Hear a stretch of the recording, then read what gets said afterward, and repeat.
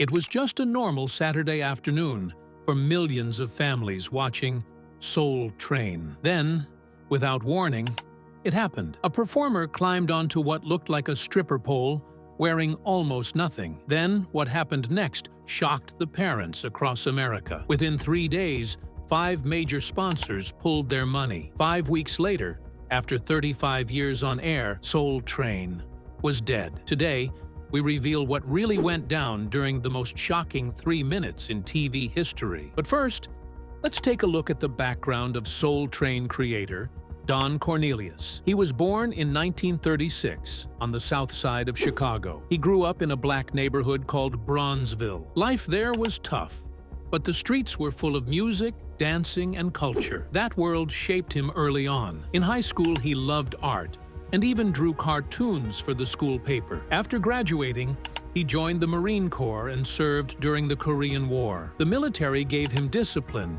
and a sense of purpose. When he came back home, America was changing. The civil rights movement was growing, and Don started thinking about how few black people were seen on TV. He knew that had to change. He got married in 1956 to his childhood sweetheart, Dolores. They had 2 sons. To support his family, Don worked a lot of jobs. He sold tires, cars, and insurance. By 1966, he was doing well, earning good money. But he wasn't happy. He had always been told he had a great voice. So, at age 30, he made a risky move. He quit his job, even though he only had $400 in the bank. He signed up for a short broadcasting course and hoped for the best. That gamble paid off. He got a part-time job at a local radio station called WVON. The pay was low, but he didn't care. He did everything: hosted shows, read the news, recorded ads. His deep voice made him stand out. People listened. One of them was Roy Wood, a respected broadcaster who became Don's mentor. Roy brought him over to WCIU-TV, where Don started appearing on a show about black news. While working in radio, Don also began organizing live music events at local high schools. He called these shows the Soul Train. The energy in those rooms was electric.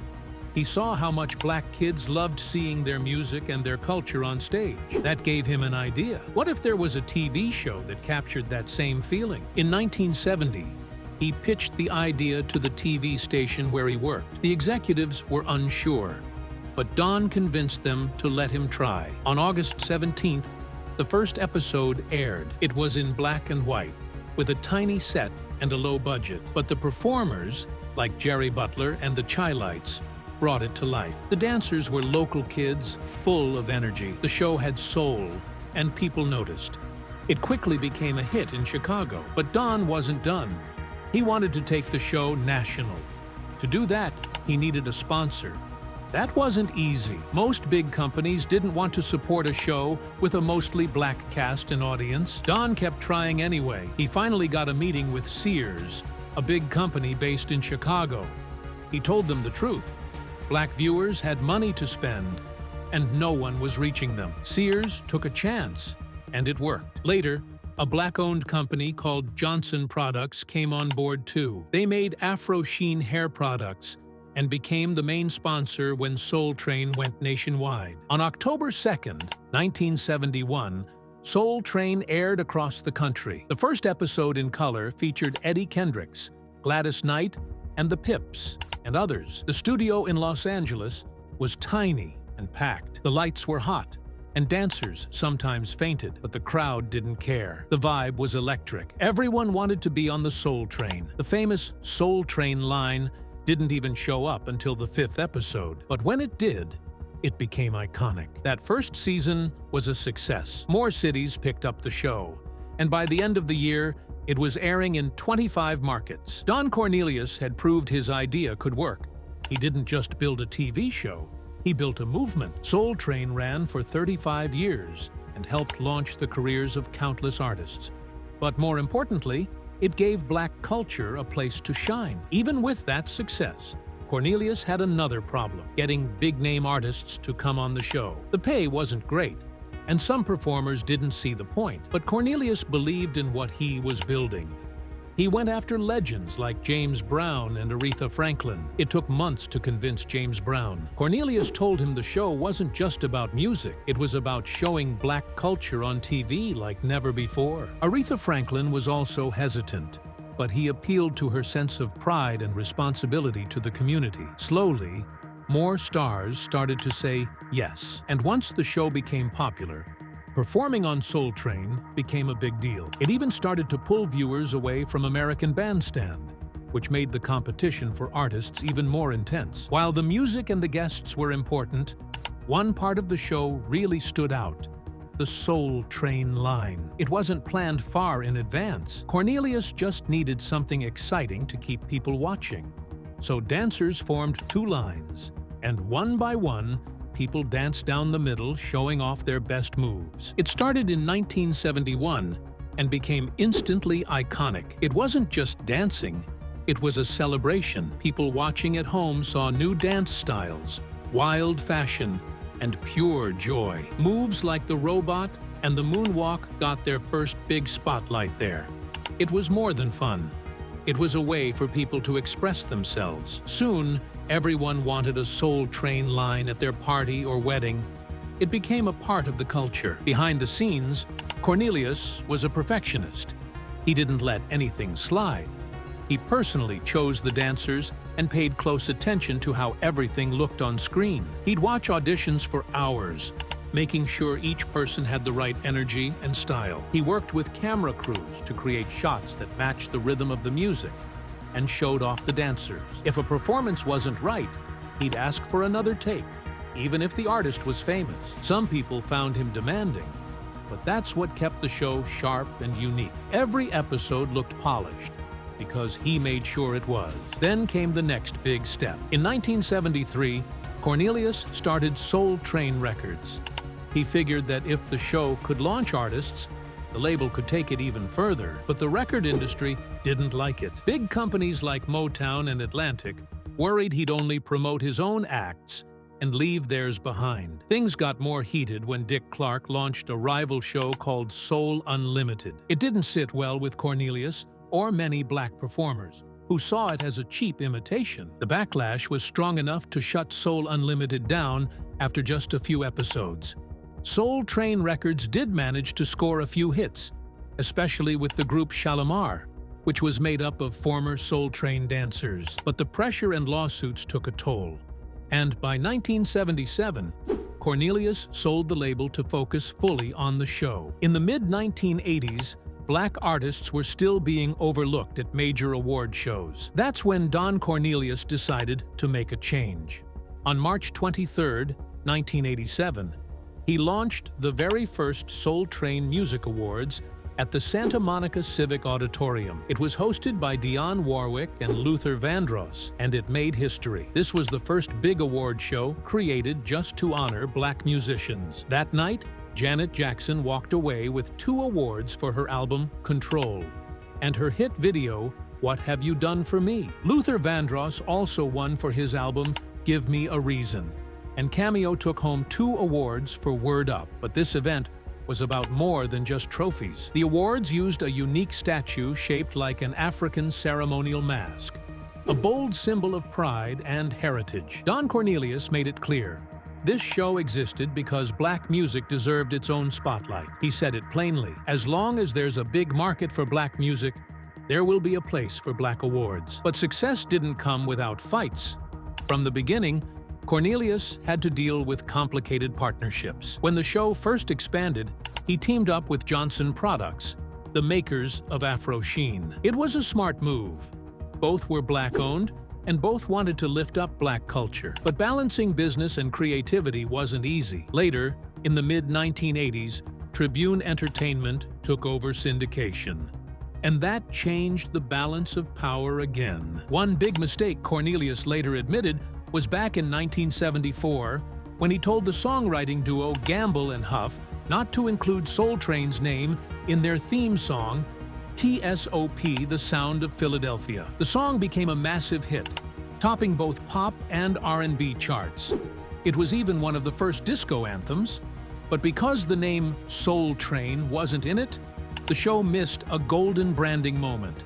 Still, none of that stopped Soul Train from becoming something bigger than TV. During its golden years from 1975 to 1985, it turned into the center of black pop culture in America. The show came at a time when music was becoming more political, more emotional. Albums like Marvin Gaye's What's Going On and Sly and the Family Stone's There's a Riot Going On were making powerful statements. Soul Train gave those messages a home. It wasn't just about performances, it was about culture. Viewers saw dancers in bold clothes, musicians with something to say, and a stage that made no apologies for celebrating black life. Even behind the scenes, black cameramen and crew were working the production. Commercial breaks featured black-owned brands. Every part of the show was about pride and identity. Most people who watched Soul Train thought the dancers were living the dream. They had the coolest moves, the best style,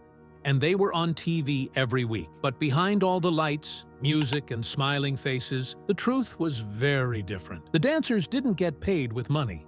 Instead, they were given boxes of Kentucky Fried Chicken and cheap soda. That was it. No paycheck, no hourly wage, just fast food. Don Cornelius, the man who created and hosted the show, believed that being on television was payment enough. He thought giving them exposure would open doors for them. But the show was huge, hugely popular, hugely profitable, and yet the people who helped make it special were basically working for free. When some dancers finally spoke up and asked to be paid, they were kicked off the show. This wasn't just a one-time thing. It was how things worked for years. Cornelius ran a tight ship. He made the rules and expected everyone to follow them without question. If anyone dared to challenge him, they were shown the door. One dancer said being on Soul Train was a take-it-or-leave-it deal. You did it because you loved to dance, not because it paid the bills. And if you didn't like how things were run, you were out. Over time, this created an atmosphere where dancers felt powerless to speak up. Even worse, some reports suggest things went beyond just unfair pay. Dancers were pushed to compete with each other just to get better spots on camera. Some were promised more screen time if they dressed a certain way or caught Cornelius's attention. And while he was married, there were claims that he had inappropriate relationships with dancers. These stories point to a bigger problem: how the dancers were used, not just for their talent, but sometimes for personal gain. In the early 2000s, Soul Train was in trouble. The once iconic show that had been a Saturday tradition for decades was losing its audience. Ratings were dropping fast, and the producers were desperate to turn things around. They thought the answer was to bring in younger, edgier performers. So, starting around 2003, the show began changing. Instead of sticking with the usual soul, R&B, and funk artists, they booked performers known for being loud, wild, and controversial. These new acts had lyrics that were more explicit, and their dancing pushed limits. By 2005, names like Lil' Kim, Nelly, and Ludacris had appeared on the show, and they weren't holding back. The producers even loosened the rules for the dancers. Skimpier outfits and more provocative moves became the norm. It was a complete shift from the family-friendly vibe Soul Train used to have. Longtime fans started tuning out, but the team behind the show hoped the buzz from younger viewers would make up for it. Then came February 12, 2006. That day, Soul Train aired what would become its most infamous and final live performance. The artist was new, young, and clearly chosen to make a splash. From the moment the act started, something felt off. The outfit was barely there, and the dance routine was like nothing Soul Train had ever shown. There were suggestive moves, grinding, and even a few moments where the artist's clothes shifted in a way that left little to the imagination. It got worse. The lyrics were so full of profanity that the censors couldn't keep up. Live on air, in front of more than 2 million viewers, many of them families, this performance crossed a line. One moment that especially stood out was when the artist climbed on a prop that looked like a stripper pole. It felt less like a TV music show and more like something meant for a nightclub. Then, during the finale, part of the performer's outfit came off. Whether it was planned or not didn't matter. People were shocked, and it was only 4 o'clock in the afternoon. The internet erupted almost immediately. Back then, people were still using MySpace and early Facebook, and within an hour, the hashtag SoulTrainShame was everywhere. Parents were furious. They had trusted Soul Train for years, and now they were watching their kids see something they never expected. Complaints flooded the show's website so fast, it crashed before dinner time. By that night, thousands of angry emails and phone calls had poured in. Some parents called local TV stations directly. Others reached out to lawmakers. The noise was so loud that a media watchdog group demanded advertisers pull their support, and even a few U.S. senators joined in, asking for a full investigation into how such a performance made it to air. What happened next sealed the show's fate. Just 3 days after the broadcast, Soul Train lost 5 of its biggest sponsors. Johnson & Johnson was the first to walk away, calling the show's values misaligned with their own. By the end of that day, Coca-Cola, Ford, McDonald's, and Procter & Gamble had also cut ties. Those 5 alone made up more than half of the show's ad money. Over the next week, more sponsors pulled out, 17 in total. Soul Train didn't just have a PR problem now, it had a financial crisis. The budget, already tight from years of falling ratings, couldn't handle the loss. The show had to cancel upcoming episodes and lay off over a third of its staff. Behind the scenes, panic set in. The team tried to figure out if there was any way to save the show,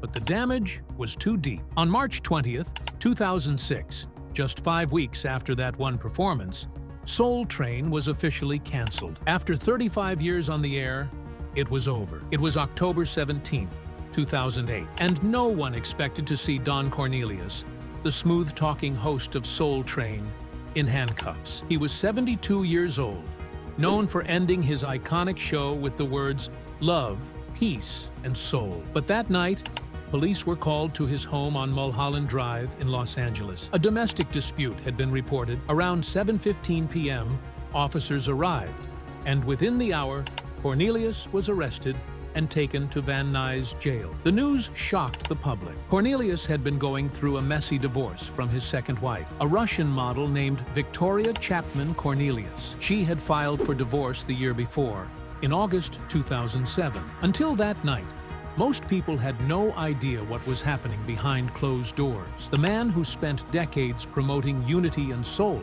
was now facing serious accusations. The police didn't name the victim, and no one was hospitalized, but the damage was done. Cornelius was released early the next morning after posting $50,000 bail. A court date was set for November 14th. The arrest raised questions about what was really going on in his private life.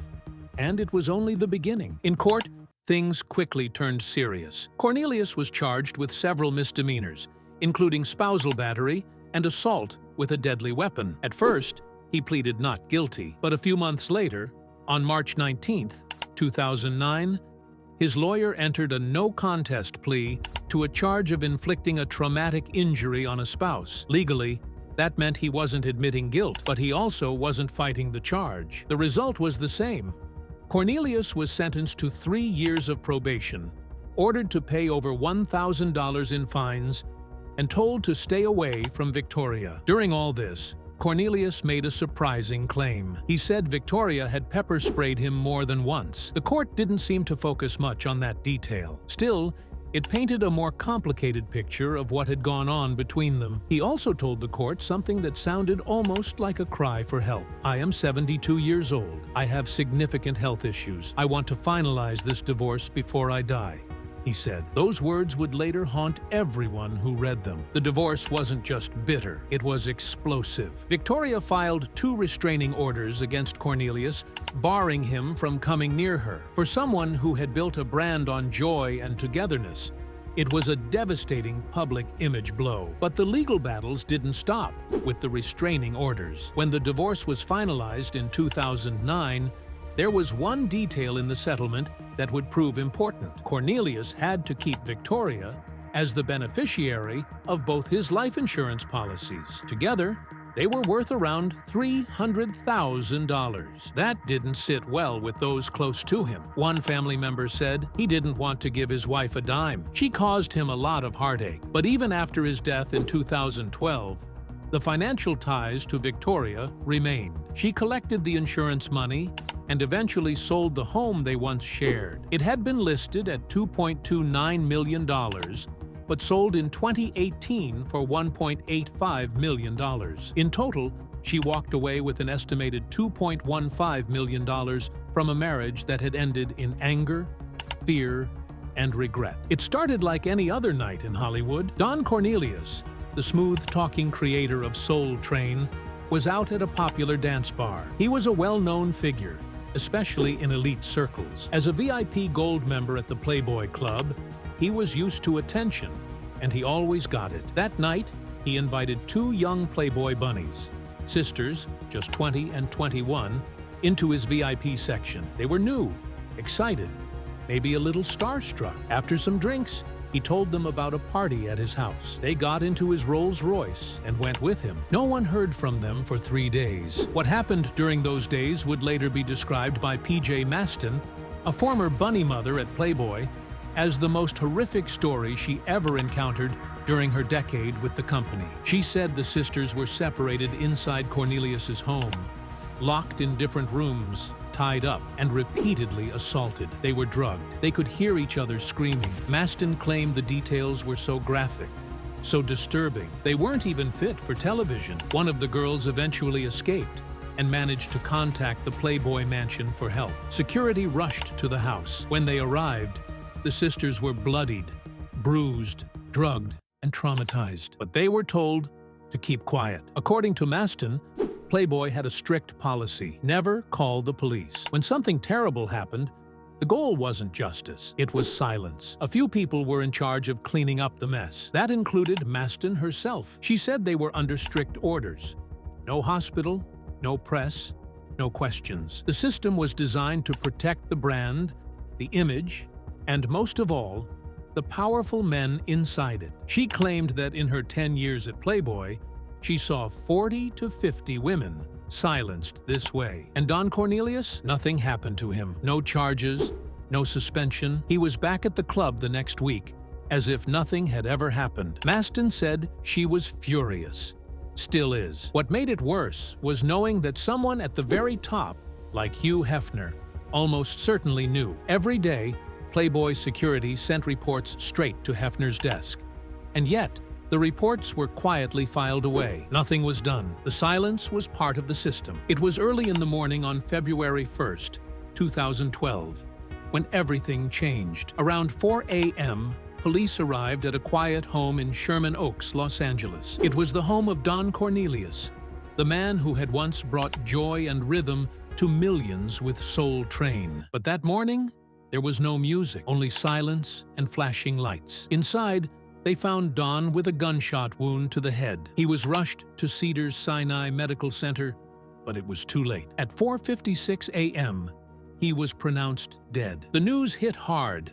It wasn't just the loss of a TV legend, it felt personal. Don had created something unique, something that had changed the way people saw music and culture. His death sent shockwaves through the music world and far beyond. Artists, producers, fans, everyone who had ever danced to Soul Train felt the sting of his passing. What made it even sadder was what he left behind. At the time of his death, Don had been working on a film project about the real story behind Soul Train. It was a passion project, but now it would never be finished. Soon after, the heartbreak deepened. Don's son, Tony Cornelius, spoke out. Just an hour before the shooting, around 3 a.m., Don had called him. His voice was tired. His words were heavy. He told Tony, "I don't know how long I can take this." He wasn't talking about fame or legacy. He was talking about pain. Tony rushed to his father's home as fast as he could, but he was too late. When he stepped inside, he was hit by the smell of gunpowder. He found his father sitting in a chair,